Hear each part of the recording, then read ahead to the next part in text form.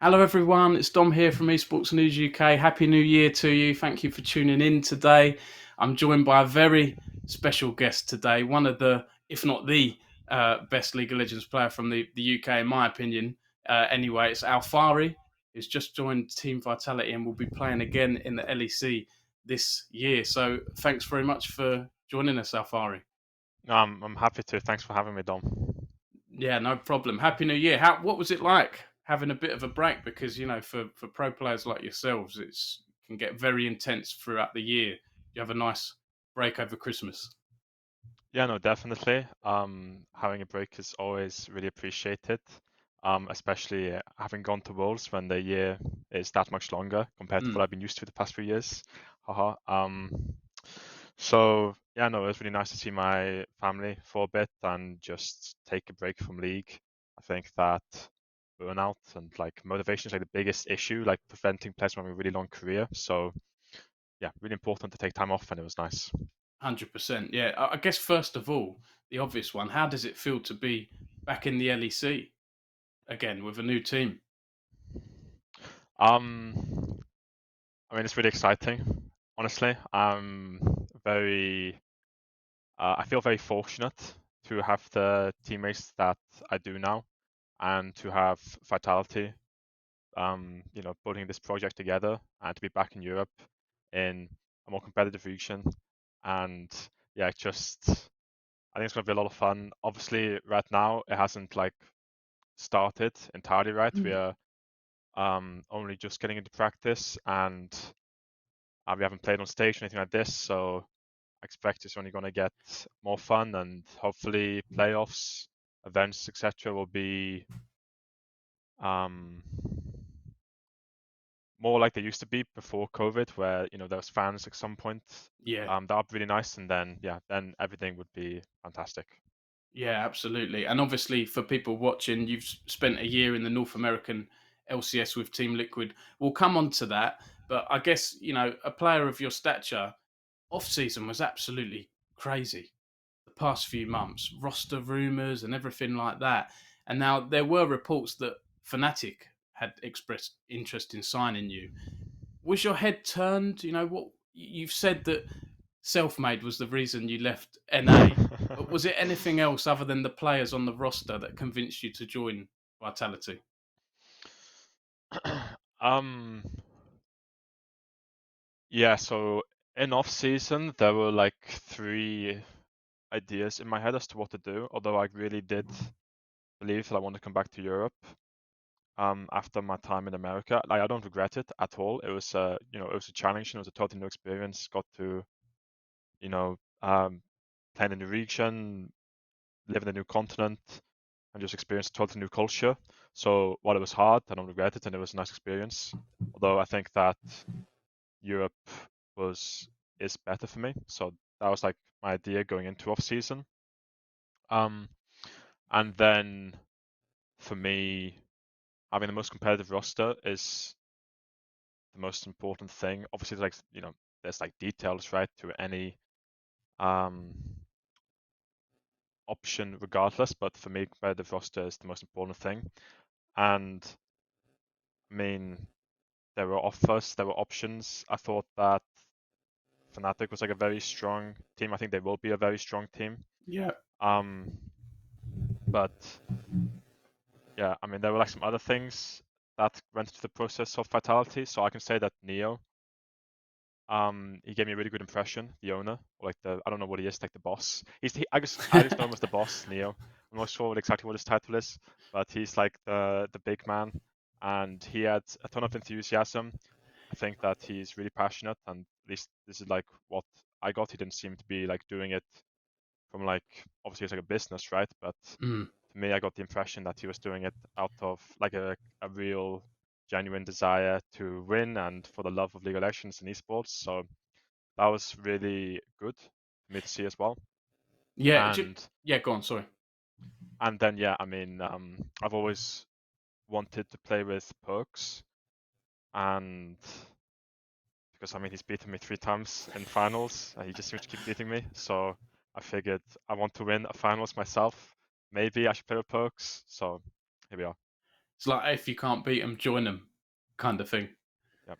And do you know what? Speaking of Vitality, looking at the announcements they've put out, it looks like to me they've made a bit of a shift in strategy. It looks like they're trying to be a bit more competitive now, not only in league but in other games they play too. They don't want to participate; they want to win.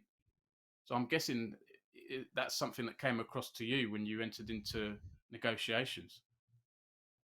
Yeah, no, for sure. Like I said, I think so. Every owner, every person I talk to when they are like pitching, they're gonna like present themselves as great because that's obviously what you do. But I really think that Neo stood out to me. Um, and yeah, I mean, I know that Vitality have been really successful in other esports. Um, Rocket League, they have like a strong CS:GO roster. They've just kind of sucked at League of Legends until now. Now Vitality is going to be insane. It's going to be dominant. So yeah, I think they really care about winning, which is what I really care about too. So it's perfect. Yeah, I've always got that impression with you. I know just before we went live, you said, "Hey Dom, how's it going?" And I was glad because I thought, I wonder if Alphari's forgotten me over the years. Back when I interviewed you, end of 2015 in the ESL UK Premiership. Now we have the NLC in Northern Europe and so on. But even back then, you went on that unbeaten run with Team Infused and you won the Premiership. Then you went to the Challenger Series and then into the EULCS, which is now the LEC, and went to Worlds and everything. What are your sort of memories from those early days? Do you remember it that well? Yeah, no, I remember it really well. I remember it very fondly. The first few years, just when everything was like a lot less professional. Like having to travel around in buses, like on the weekend off from school to travel, like to compete in these like little UK lands. I remember it really well. Max Law being like my tutor, kind of, in a sense, like my first person to like teach me like a little bit about macro. Whereas before I was just, um, toxic solo queue laner, which I mean I still was, but at least I learned a little bit from him. Um, no, UK stream was really fun. Like the first few years of my career, just not really like knowing too well what to expect, but just enjoying it. Mm. Um, Playing in lands and all this stuff, the audiences, getting to meet people. Yeah, it was good. Now, this might be a tough question for you. When you won the ESL Premiership, you beat FM Esports 3-0 in the final. This is the time you went unbeaten. And I interviewed you and Maxlaw after the game, a very young and cheeky Alphari and Maxlaw. And I asked, your reflections on the game and the opposition. Can you remember what you told me? I remember saying something about Arfan. I think I said like Arfan is a Smurf. I remember Arfan, and he didn't. I don't think he really did too much, but I just remember saying like, yeah, it was all Arfan. Yeah, because Um, yeah, and that's kind of it. But um, yeah, yeah, you did say that because I said what was the reason for you going undefeated, and you said Arthur, and it was all due to our support player. But the other thing you said to me was the games were a bit and easier than anticipated, which always stuck with me because you were very honest, and you always wanted to win, and I think you've still got that now. That's even though you know this was a while back. You were very young as well. You were like 15, 16, right? And you're 22 now. yep, a long time ago. So it's and to go straight into Pro League of Legends, that must be have been quite the experience. Definitely it was not exactly what I expected, or what I think most people would expect as being a pro gamer, having to actually play like all the time and have it be like professional, not being able to get emotional, and it's really hard. I mean, okay, you have to get emotional sometimes. Emotions are normal in competitions. This is how it works. But managing it is really important in team environments when you're practicing all the time, and all these like little details, content, photo shoots, social media, all these other details, like draft strategy that you don't really think about, that I wasn't thinking about, Yeah, kind of came as a surprise, but it's all part of the experience. And I don't know, I mean, it's been a journey, yeah. 100%. And I'd love to ask about your goals this year and Vitality's goals as well. Obviously, you want to win, but you're in a. If you go back to when you left the LEC, you were with Origin there, and Origin, I think, started off okay that season, but ended up finishing bottom. So you're in a very different team now to what you were a couple of years ago in the LEC. And I know you said there were player limitations and conflicts in that team. So it must be especially exciting to be with the kind of roster you're with now in Vitality. I'd love to hear what you think about how far you think you guys can go and maybe some of your personal goals as well. I mean, it sounds kind of like a meme when players in the West say that they think they can win Worlds, but I think we can win Worlds. I think this is true. I think that there's no reason why the West at some point shouldn't win Worlds with the caliber of players. Obviously not in every team, but I think there are players good enough to compete. I believe that I'm good enough to compete, and I believe that my teammates are as well. So winning Worlds is the dream. Performing well to our best at Worlds is the dream. Obviously, how long it'll take to get there, I don't know. Mm. But as far as for myself, my personal goal has always been since I entered the LEC to win a split, and I've yet to do that yet. So that's still the same goal for me. I know there are guys on my team, Carsey and Perks, who they probably don't care that much about winning a split at this point, but for me, it's still it would still be really nice to do that. So yeah, start with winning a split. Obviously, it's not easy and it takes a lot. And even though you have a strong roster, maybe you have like a good setup, good coaching staff, Mm. it all depends on preparation, meta. Like there's a lot of variables, right? So we have to just take it one step at a time. Still, not take anything for granted, and put in the work. But yeah, for me, winning a split. Yeah, absolutely. It's about time a Western team won Worlds again, right? I think Fnatic won the first Worlds before it was called Worlds, and since then we haven't done it. So it's about time, and I think a lot of people would love to see that. Obviously, um, I had a quote here, a little bit of a controversial one, and I want to see your reaction to this, or a little bit of criticism. LS, you may have heard he thinks Vitality will implode and finish third, fourth, or fifth this split, and that it's nothing to do with individual player skill. But he said an example of not stacking the deck personality wise. What's your reaction to that? Is that something the players have seen and discussed, or? Yeah, it's hilarious. I think it's so funny to speculate about people's personalities or players' personalities when all you hear is what orgs put out.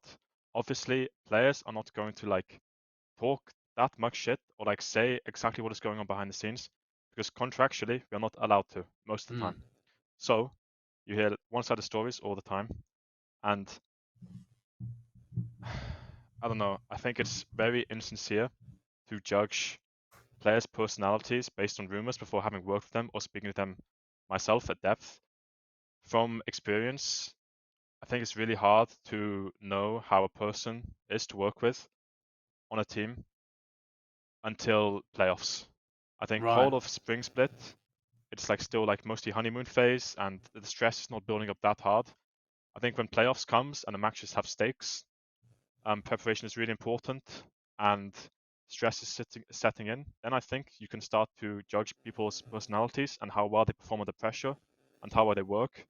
And I am thinking very much so that everyone on this team can do that. Kazi has shown he can win. Yes, Perks, the same. Oscar, self-made. He has been in finals many times. He's performed at the Worlds. He's an insane player too. me, I like to think that I'm not bad. And Lebrov, he's a very talented player. He's also played for a while, and I think that we have 5 guys that are not afraid to talk to each other Yeah. and who have the experience and intelligence to work through problems. So while there might be Twitter analysts or people on Reddit going, wow, well, I read about this from this X comment that wow, Alphari or Selfmade is so toxic because they said this, and you can't say that because speaking your mind is so fucking bad. Well, they don't know anything. We're not going to implode. We're going to be great. If I were to be, if I were to like impersonate a Twitter analyst, then I would say C9 is going to implode. They have LS and they have Malice. Like, obviously, I'm not going to be a Twitter analyst and make a crazy statement like this without knowing the inner depths of the team environment or the player personalities. But realistically, C9, come on, like. I think, do you know what? You've raised a very good point there, Alphari, because this is something I've seen a lot over the years. Players not communicating that well, problems building up, and then, yeah, imploding. That kind of thing happens. But it seems to me, from what I've seen so far, you guys do have a good sort of camaraderie, right? You wanted to be on the team with Self-Made, Perks, and that makes a big difference. For me, I think that's why a lot of teams may fail or things may go wrong because they don't communicate properly. At least in the early days of League Esports, that's what I saw a lot in North America. Yeah, no, I mean, it's easy to think of it just in terms of winning. And of course, winning is the ultimate goal, right? And, it's a job, but it's really, really, really important to get on with the people you work with and to enjoy the process when it demands so much time and people will naturally get emotional throughout the season because everyone is so invested and the stakes are high, then it's important to be friends with each other so that you can actually talk to each other when there are difficult situations arising. And it's important to not take it personally as well because you know that everybody there is committed and working towards a common goal. And yeah, it's just really important to be able to enjoy the process. The process is underrated. Absolutely, no, some wise words there. Obviously, you spent last year with Team Liquid, and you had a bit of difficulty with them. You were benched at one point, but you came back. How would you reflect on your time in the LCS over the past year? I guess you've sort of felt like you may have grown as a person. Yeah, I do. I think that, I mean, in terms of player growth, I think that we got really insane at playing around top, at least in NA. I don't know, maybe actually we're not that insane at playing around top. Maybe NA is just that bad. But I think um, I was already like quite talkative, I think, but I think I got better at talking early game. I think that I I went through like some tough periods not this year, last year, for sure, and it made me think about what is important, I suppose. And it's always been to me that winning is important, and I mean it still is basically. But yeah, there are always ups and downs throughout the year. Last year there were like some unforeseen ones, but I knew that going to NA would be a challenge to me. That is like not a reason to not do it. That's a reason to do it. That is going to be hard because I think that's going to be fun and exciting. Yeah, And of course, sometimes it's rubbish and sometimes it's shit, but it doesn't last like that, right? It's for a period of time and you just do what you can to get through it. And the year was good overall. Obviously, I would have really liked to win a split or make it out of groups or go further with the team. But yeah, I think um, the team really started to come together in summer, when I started playing again, and when we went through um, some challenges together, and we came out stronger. So I think that we all started to appreciate each other more and actually began to trust each other, and then I think we're better because of it. Yeah, absolutely. I've got to ask Alphari, what's better these days, Chick-Fil-a or Chipotle? And how far in advance do you plan your meals these days? Chick-fil-A for sure. Chipotle is really good too, and always in the spur of the moment, never planned, Okay. just do it straight whenever you want. Okay, cool. And talking of like player development and all of that stuff, someone who speaks highly of you is Fabian Bruich, the former performance coach at Excel Esports, who also worked with you at Origin and launched his own agency a few months ago. And he told me when he worked with you and he had the first introduction call with you, he said that you said, I don't care about anything outside of the game. And he thought, well, that's going to be a tough nut to crack. And he thought he'd sort of not tell you what to do, but do a lot of exercise and maybe lead by example. And he said at one point during the split, you just came back and said, okay, I'm going all in. And you outworked him, and you'd be in the gym longer than him, and you really focused on that side of things. And so I'm interested to know what made you go from not caring about things outside of the game, as you put it, to going all in with the health and sort of working outside of things. Um, I'm not sure entirely. I think that naturally, when I do something, I want to do it to a good level, Mm, and I think that as well. Maybe I don't have like an addictive personality, but I think I can get invested into things quite easily. Let's say this. So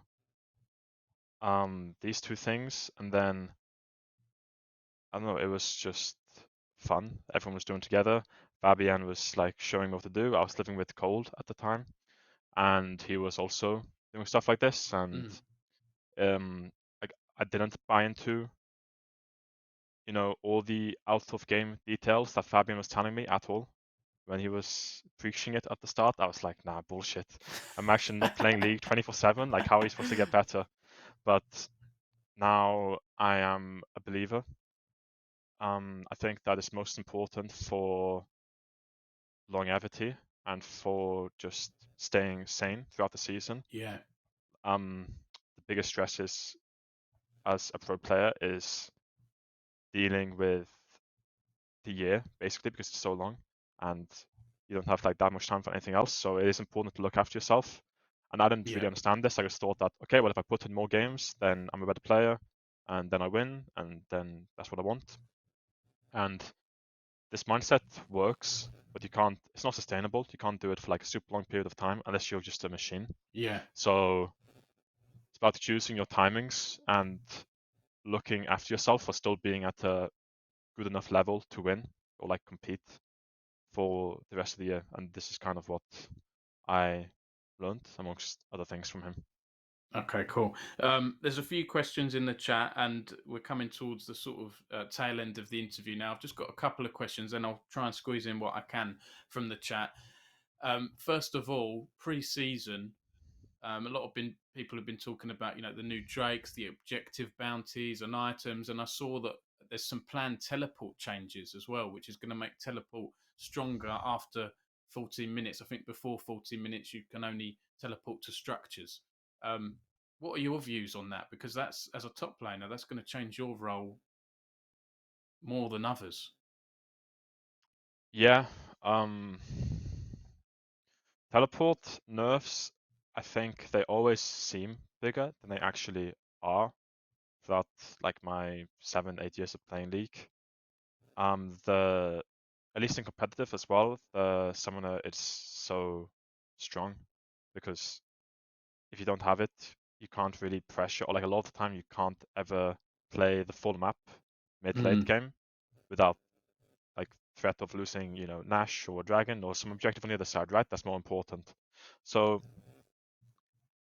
it will have consequences. I think you could see like more Ignite uses, but I'm also skeptical of this. I think it's still going to be like niche cases where maybe you see like Quinn, for example, more, where you don't really need teleport in this champion because you just run around so fast. You take Mm. cleanse or ignite or something, and you're fine. But I think for the most part, TP will still be, the meta. I'll be very surprised if it's not. Um, it just makes diving bot lane harder because obviously you can teleport to defend, but you can't teleport proactively. So it should make top lane more important to be like strong in lane and to be good 1v1 because you can't just, you know, teleport away, dive bot lane. You have to actually play your lane, and having push is also going to be more important. Yeah, so you're not sounding too worried about that, because I think some players have been moaning about it, but I haven't heard the opinions of many pro players. No, I'm not worried at all. I think it's going to be fine change. Um, yeah, if anything, it just puts like more of an emphasis on being better topside because, like I said, it's harder to dive bot. Mm. So rather than dive bot, you get bot prio and you play for Herald and you dive top lane. So that should be good for me. So I'm not worried.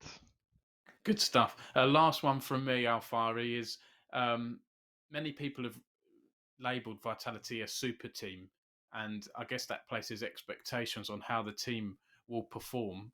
What are your thoughts on that and other super teams, so-called super teams like the old 2019 G2? And it'd be also interesting to hear your thoughts on the other LEC teams this year in general as well. So I've kind of thrown two questions at you there. Um, yeah, I think our team is a super team. I think that we have a lot of strong players who like a lot of teams would want to have. So I think it's fair to say this. I think that most super teams actually, when they're built right, they work. Although I've also experienced like a little bit of a super team. It was not like as good, obviously, as this team in Origin, but there were like a lot of weird issues going on there. So um, yeah, sometimes they work, sometimes they don't. Like I said, it's important not to get ahead of yourself. Regardless, it's about actually working well together, putting in the effort, being able to talk, being able to adapt to matters. All this stuff is important regardless of roster. Um, and yeah, when it does work, then you see it work spectacularly, like G2 in 2019. I think the best Western team of all time until this year.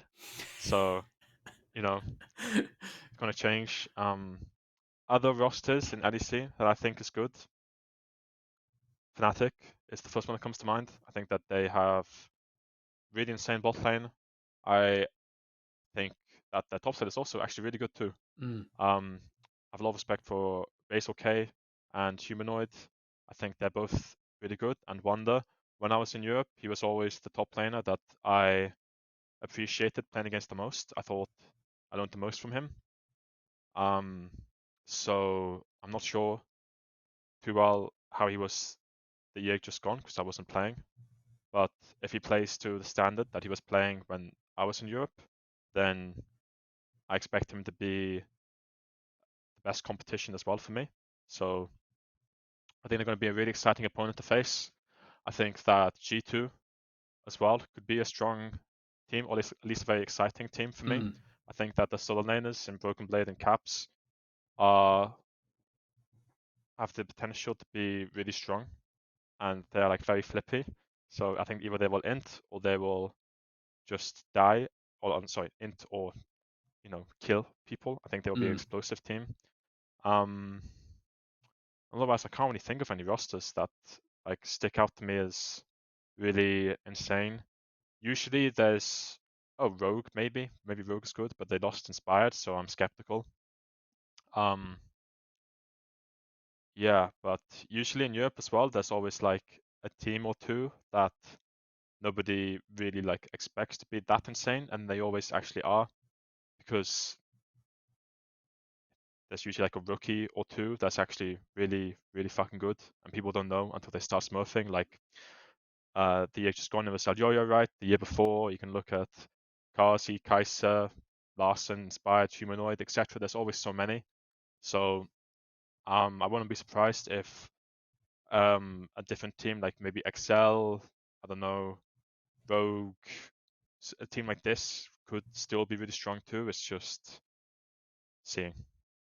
Yeah, and we will see indeed, Alphari. Just lastly, we come towards the end now. I've got a question, and thanks to Megalodontus who sent that question in. We've got a question here from Ellie Bear. Thanks, Ellie Bear, for moderating the chat today. Who says, "Do you have any regrets in your career, or are you just on the side of not having any?"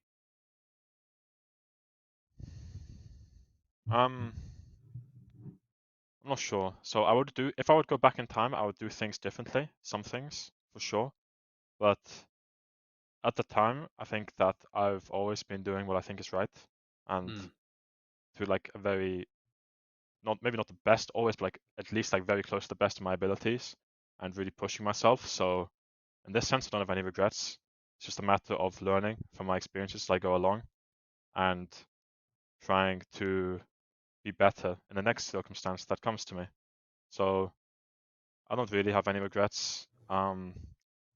Each year, even if I have not won, like something super significant to me has been great in other ways. I've learned from it and I've met people and I've got to experience, different countries and esports in general. So for this, I'm still really grateful for, and yeah, not any real regrets.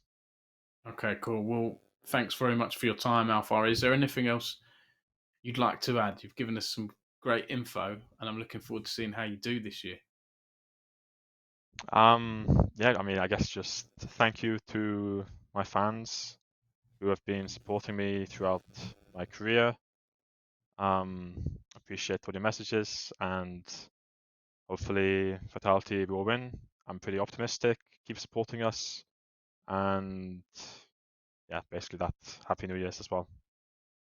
Excellent. Well, thanks very much, Alfari. Thanks, everyone, for tuning in. We'll be back with a couple more interviews later this month, powered by MSI. And I will get to writing up some quotes, I think, from this, Alfari.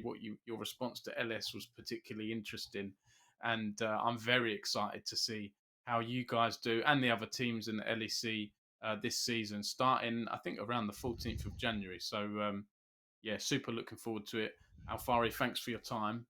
Good luck this year, and be following with interest. Thank you, Dom, and likewise. Great stuff. Thanks, everyone. See you soon.